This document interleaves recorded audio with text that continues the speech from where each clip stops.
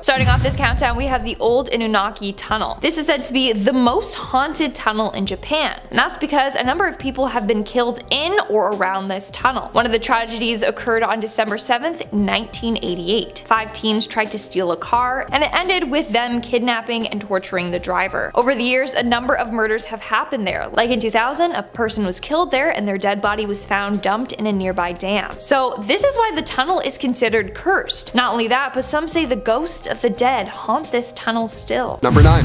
SURTSEY Island. While some islands ban humans, others ban humans and seeds. Yeah, no seeds allowed on SURTSEY Island. Leave the work snackies behind, my friend. SURTSEY Island is an important one on our list here today, as this island was born in 1963. We got a brand new baby island. This new island emerged from the sea 20 miles off the coast of Iceland, and it took around 4 years for Mother Nature to complete this little passion project. An undersea volcano formed this island over the course of 4 years. Just slowly, just making a new island. That's a long, hot process, so now what? What do you do with a brand new island? Sandals Resort? Disney parks?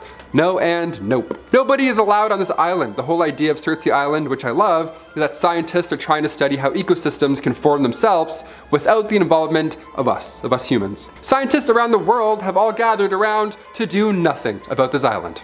They're just gonna watch. Only a select few can enter this island, and right before they clock in, they're checked head to toe to make sure they don't have any seeds.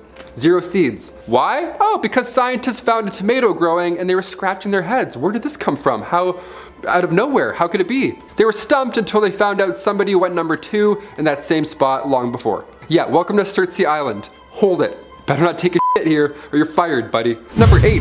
North Sentinel Island. Heading over to India, this island is the home of the Sentinelese tribe, one of the most forbidden islands on the world. We're talking about it, let's do it. Located in the Bay of Bengal, North Sentinel Island is about 1,200 kilometers away from India, and while most islands are shrinking, this one is actually growing. It grew back in 2004 phenomenally. Back in 2004, the island lifted up a couple of meters during an earthquake, so the west and south sides gained an extra kilometer. The inhabitants on North Sentinel Island are among the few uncontacted tribes left in the world. You've probably heard about them or seen the thumbnail at some point. They have apparently been around for thousands of years, but there's no sign of agriculture or even fire. Yet still, this tribe has somehow continued to thrive. If we try and get close, they will attack us. After the 2004 tsunami, the Indian Coast Guard flew over to check on the island, make sure everyone's okay, but once they flew too close, the tribe attacked with arrows. So they could not land, obviously, but what if you arrived by boat? What would happen? Well, also bad. Back in 2006, 2 fishermen lost their lives because they got too close to the island without knowing who was on it. The Sentinelese have lived here for around 60,000 years, and I don't think they're going anywhere anytime soon. Number 7. NIIHAU Island. Located in Hawaii, NIIHAU Island is quite small, and its population as well is pretty minimal, but why? Where is everyone? This is a beautiful island. Why wouldn't you want to live here? Why do only 170 people live on arguably one of the most beautiful islands in the world? NIIHAU Island has also been referred to as the Forbidden Island, hence why we're including it on our list here today. It was bought back in 1864 by Elizabeth Sinclair, and it's been privately owned since then. So no one knows what's going on, hence the small population. The thing is though, in 1952, the polio epidemic hit the islands and a ban was then put in place permanently. You couldn't leave or enter the island. That's it.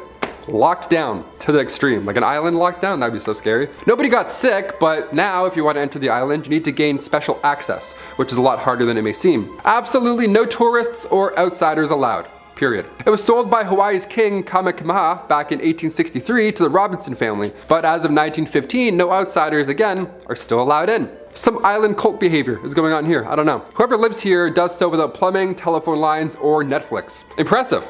Even today, the island is of course off bounds. The Coast Guard is always patrolling the island too as well. What do you think lies on NIIHAU Island? Top secret government stuff?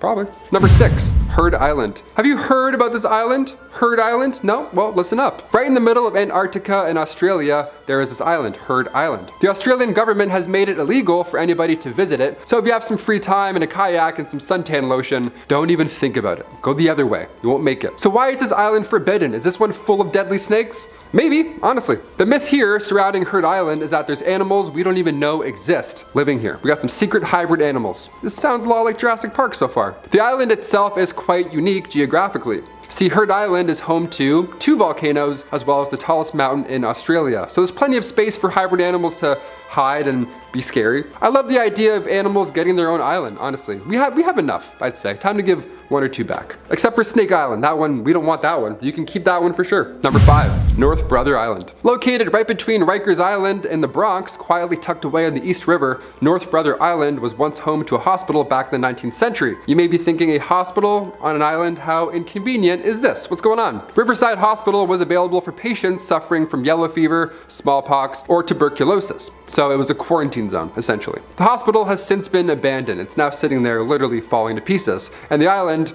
has been quite active, oddly. A body was found near the island recently. A steamship called the General Slocum crashed on the island. There's also a haunted lighthouse on this island. And they even have what's referred to as Coffin Corner on this island. Yeah, Coffin Corner. I'm all set. I'd rather explore the Bronx than explore this island, honestly. Number 4, Robins Island. Okay, we have a forbidden island and it's not cursed. We have a nice one, dare I say. Here we go. The privately owned Robinson Island is massive and beautiful. It's not made of lava or snakes, it's just sand and trees. Just a good time. And best of all, no humans at all. The 435-acre island sits off the coast of New Suffolk, New York. Many names have come and go when it comes to island ownership here, but as of right now, it's forbidden and it's a nature preserve. I'm okay with that. We can stay away from that one. The owner now is a man named Louis Bacon. He has poured time and money into building the sanctuary, and he fears that if anybody else gets involved, the whole thing will just fail. Honestly, considering our number 1 spot, he's got a point. Aside from that side quest that Mr. Bacon's pulling off, Robins Island is also home to the largest population of turtles in the state. So don't worry, he's not completely alone.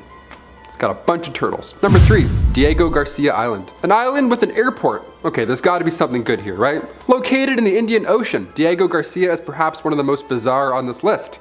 Definitely interesting. The island was once a part of the United Kingdom, but in order to settle up a debt in the millions, the UK had to hand it over to the United States. Gee, I wonder what they did with it. Is it a turtle sanctuary? Is it a Forbidden Seed Island Part 2, perhaps? What's the game plan here? What are we doing? Well, today Diego Garcia is a top secret military base. Hence the airport. Although it's forbidden to enter, there's over 600 buildings resting on this island, as well as thousands of military personnel, but again, nobody knows what the island is really hiding, or what it's being used for. Maybe this is where they're keeping the Winter Soldier. Could be. He could punch through anyone. You can punch 6,000 people easily. Number 2, Poveglia Island. The small island of Poveglia has taken many lives. When the bubonic plague arrived in 1348, the island then became a quarantine colony, just like our one earlier. So if you had symptoms, you were sent to this island to... yeah, it was a sad reality, not a lot of solutions back then. Again, in 1630, the Black Death crept in, and once again the center of this island became a mass graveyard. All bad so far.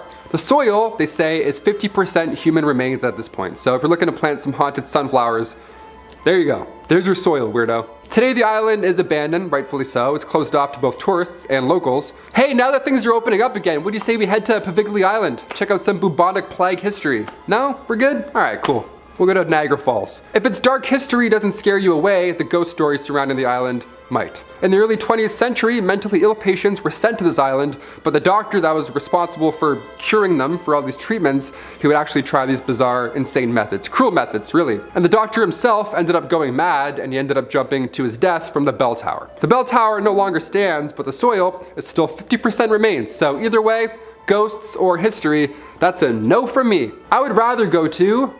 Number 1, Garbage Island. We must finish with this one, the largest island of them all. The Great Pacific Garbage Patch.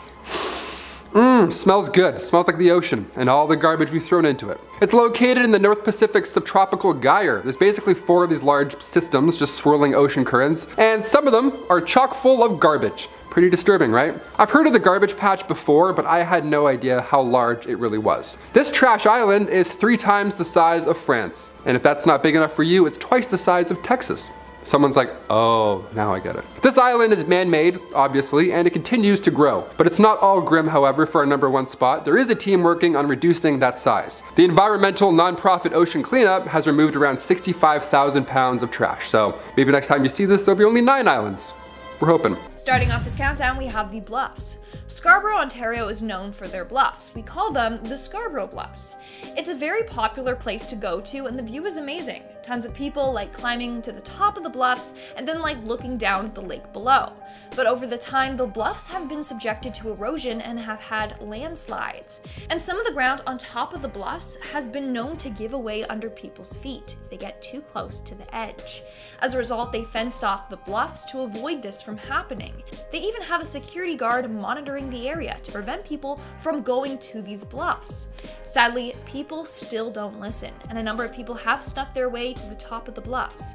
A number of people have fallen to their death. In 2018, there were 18 incidents that involved people falling down from the bluffs. People don't understand just how dangerous this area is. They look at it as a good photo opportunity. In our 9th spot today, we have Camp HANSEN. This was a United States Marine Corps base used during World War II. Now, it's been given the name as one of the most haunted places in the country. One particular eerie area on site is Building 2283. This building was used as housing for the US military. Afterwards, it was used for storage, since no one wanted to live there. That's because it's haunted. In fact, it's the single most haunted house in the entire US military. So legend goes that in the 1970s, an Air Force officer murdered his entire family in this building before killing himself. The next military family to live there reported feeling uneasy and experienced paranoia. And then the father of that family went crazy and stabbed his entire family. So that's why it became a storage house. That didn't stop the spooky activity from happening though. People still report paranormal activity going on in this house. They've seen apparitions of the family members and have heard screaming and crying. One of the eeriest things is that there is a daycare next door, and teachers were getting upset because kids kept throwing their toys over the fence. According to the kids, the children on the other side of the fence asked them to. Dun dun dun, there's no children there. In our 8th spot today, we have AOKIGAHARA Forest, which you probably know better as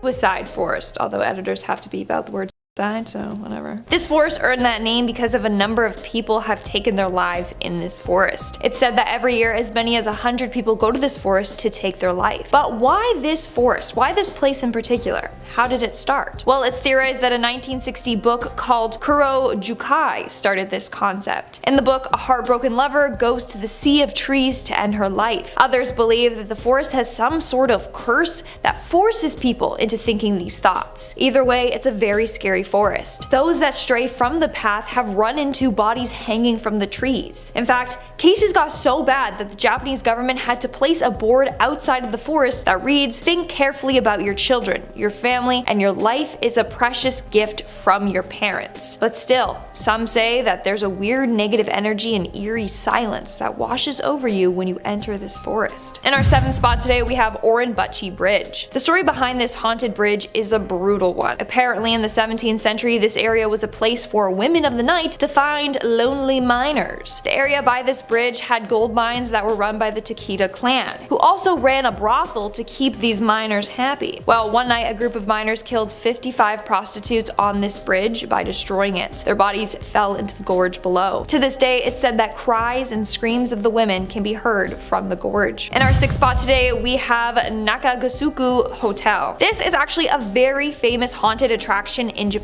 Now, it was first built as a luxury resort / hotel. However, a monk warned them not to build the hotel there as it would disturb the graves in the area. But they did not listen and they built it anyways. As a result, a number of the workers became cursed. Some got badly injured. Others died during construction, so they stopped the construction of it. Now, the owner was mad, and as an attempt to show the workers that there was nothing to fear, he decided to stay overnight at this hotel. He was never the same after that night. When people found him, he was incoherent, talking nonsense. He ended up disappearing and no one saw him ever again. We are now at our 5th and halfway mark with Okiku Well. This is another very extremely haunted place in Japan, and that's because it's haunted by the spirit of Okiku, a young girl who worked at a castle as a servant to a well-respected samurai. Now, there are 2 versions of the story, so I don't know which one is real, but both stories end with the samurai becoming enraged with the girl and throwing her down the well on their lot. To this day, her soul still haunts this well. It's said that every night she crawls out of the well and wails at the top of her lungs. In our fourth spot today, we have the SSS Curve. Located in Okinawa, hopefully I pronounced that right, the SSS Curve is a pathway which gets its name from the shape of it. Now, what's the big deal about this path, you ask? Well, this is the path where a number of Japanese soldiers lost their lives in World War II, and to this day it's believed that their souls have never been able to move on. They are attached to the land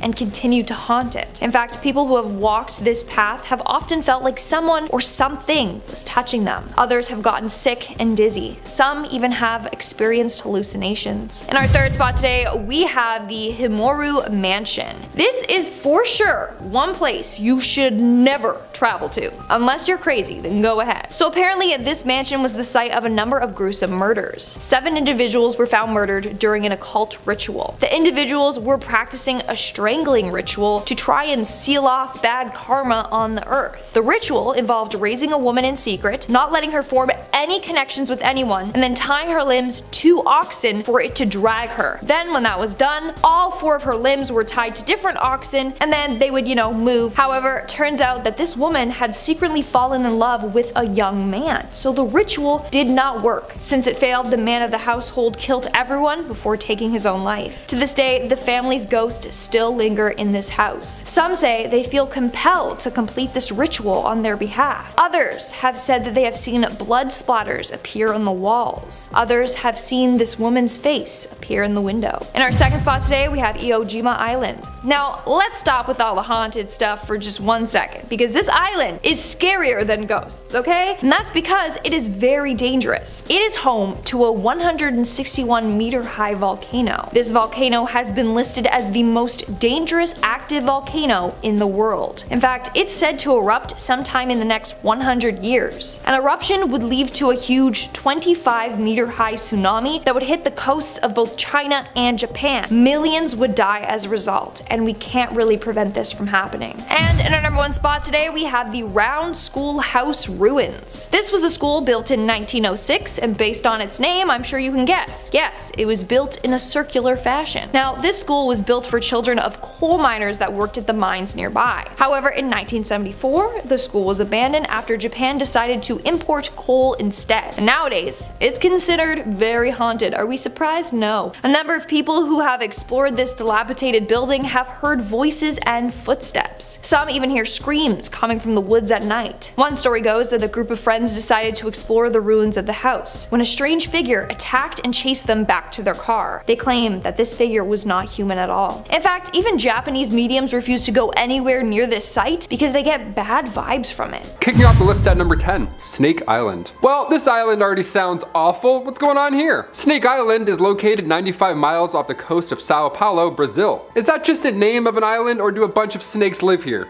Well, sorry to tell you, both. What happened originally was thousands of years ago, the part of the land that once connected the island to mainland disappeared. The ocean rose up before any of these snakes had time to pack their snake bags, and they were stuck on this island forever. These snakes were stuck on the island decade after decade, so now these stuck snakes are just gonna mate and have more snakes. Now the island's full of snakes. The number of snakes is going up. Higher and higher, it's never stopping. One of the deadliest snakes in the world, the golden lancehead viper, yeah, there's over 4,000 of them on this island. It's horrible. Back from 1902 to the early 1920s, a few brave souls lived there and operated the lighthouse. But according to some local myths, the last lighthouse keeper was swarmed by snakes after he left a window open. Worst thing I've ever heard. Let's move on.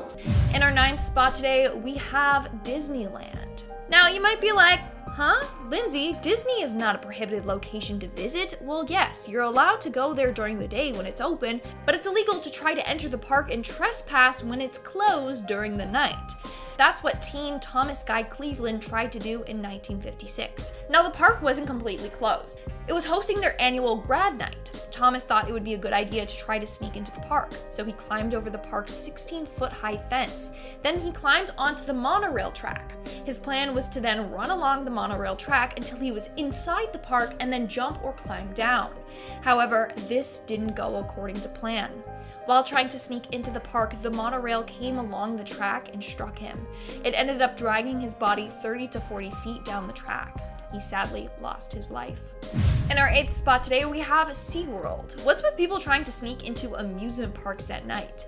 This is another example of it gone terribly, terribly wrong. On July 6th of 1999, a man named Daniel Dukes snuck into SeaWorld. It said that Daniel was kind of a hippie and he loved animals. All he wanted to do was to be able to swim with the whales. So he stayed into the park until it closed and then managed to elude security in order to make his way to Tilikum's tank. That's where he hopped in naked and swam around. Sadly, Tilikum attacked and killed him. He was found the next day dead, floating on the back of Tilikum. His body was so badly disfigured from the whale that they had to do a closed casket funeral. In fact, chunks of his skin and body were found floating around the tank. In our 7th spot today, we have the Hawaii blowhole. The Halong blowhole in Hawaii is quite an amazing sight to see, but it is very, very dangerous. Hence why it's fenced off and surrounded by signs saying no trespassing. Well, in June of 2002, Daniel Dick and his family went on vacation in Hawaii. Where they were staying was connected to a beach, and the beach was right by this blowhole. One morning, Daniel went out to the beach alone and started chatting up some girls. From there, he convinced them to come with him to this blowhole. While there, Daniel hopped over the fence and went directly to it. He hovered over the blowhole until it shot up water. Daniel ended up shooting up into the sky, and then on his way down, he fell into the blowhole. He was then trapped in there, and it was high tide, so it was impossible to swim out or to climb out of it the way that he came in. He was stuck in there for nearly 20 hours before it was safe to save him, but by that time, he had already died. In our 6th spot today, we have the Stairway to Heaven. Located in Hawaii, the Stairway to Heaven is considered one of Hawaii's most dangerous trails. It's very steep and a number of people have died or have gotten badly injured from climbing it. As a result, it was closed in 1987. But that didn't stop Dalen Pua. On February 27th of 2015, Dalen trespassed into the area and decided to climb this path. He had done so without telling his family where he was going. He knew that they would stop him because his grandmother told him just how dangerous it was. Sadly, he never returned home.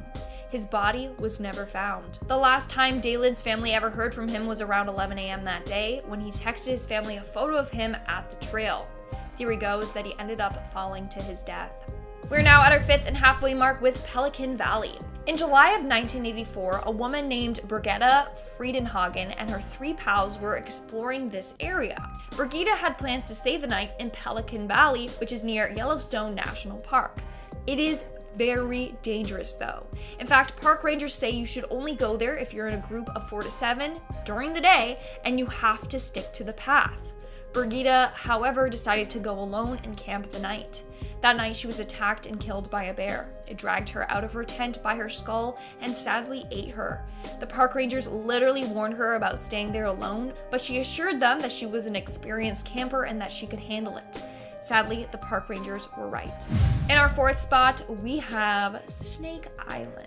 Now, I didn't mention Snake Island in my last video, and I got so many comments being like, what about Snake Island? But then when I do mention Snake Island, you guys are like, ugh, not Snake Island again, so I can't win. But I will say it does deserve a spot on today's list, so I'm putting it there. So as most of you know, Snake Island is a very dangerous island located in Brazil. And that's because this island is home to around 4,000 snakes. Most of them being golden lancehead vipers, aka one of the deadliest serpents in the world. It's said that this type of viper can grow up to 18 inches long, and it's so poisonous that one bite can kill you within an hour. A number of people who have gone to this island have wound up dead. First off, we have the family that was actually running a lighthouse on the island from 1909 to the 1920s. That was until the entire family was found dead in the lighthouse from snake attacks. Another time, a fisherman came to the island searching for bananas, and he never made it home. He was found days later in his boat in a pool of his own blood. As a result, the Brazilian government has banned anyone from ever going there. And if you do, they say that you won't make it back alive and you'll die within an hour. In our third spot today, we have Yellowstone hot springs. Yellowstone has a number of natural springs that are absolutely beautiful. Some you're even allowed to swim in. Others will literally cook you alive. In fact, at least 22 people have died from hot spring related injuries. As a result, there are clear signs on areas you can and cannot visit. All visitors must remain on the boardwalk. Straying off this path can be deadly, and that's what happened to Colin Nathaniel Scott in June of 2016. He was with his sister out looking for a place to hot pot, aka to soak in some warm water, and while out looking for this place, he ended up slipping and falling into a boiling hot spring. Emergency services were unable to retrieve his body right away. By the time that they got to him, his body had dissolved from the boiling temperatures. All that was left of him was his wallet and melted flip-flops. In our second spot today, we have North Sentinel Island. Now, this is another island that we have talked about a lot on this channel. Again, it definitely deserves a spot on today's list. Now, the island is home to a tribe that is so isolated from the rest of the world, and they do not like outsiders, which makes sense, okay? They just want to protect themselves and their home. But a man named John Allen Cho thought that it was his job to help him, that this is what God wanted him to do, and if he taught them Christianity, then he could change their lives. So on November of 2018, he headed out to this island. Although a number of people refused to take him there and literally told him that it was a death wish. In the end, he made multiple attempts to befriend the Sentinelese, but they were not having it. They would fire arrows at him to try and get him to leave, but he was persistent. November 16th was the last time anyone would ever see Alan again. Alan was dropped off on the island, and when the boater went back to get him, he saw tribe members dragging his dead body by a rope. And in our number one spot today, we have the NIIHAU Caves, Mexico. Now, this is a beautiful cave filled with giant crystals or gypsum pillars. The cave was discovered in 1910 when miners were drilling in the area, but soon the area was deemed unsafe, and that's because of the climate. The air temperature is around 113 degrees Fahrenheit, which is 47 degrees Celsius, and the humidity is killer, literally. The levels were close to 100%, meaning if anyone was in there for more than 10 minutes without special breathing apparatuses, then their lungs will fill with water and they will drown. So the caves were closed off. That was until 2 miners drilled into it while searching a separate area nearby. When they got inside, they saw all these giant crystals. They're like, you're coming home with me. Little did they know the hazard of being there. So one of the miners started sawing off one of the giant crystals. However, it ended up falling and pinning him under it. Now, this didn't actually kill him. What killed him was being in this hot environment for too long. It said that he either drowned to death or that he was cooked alive.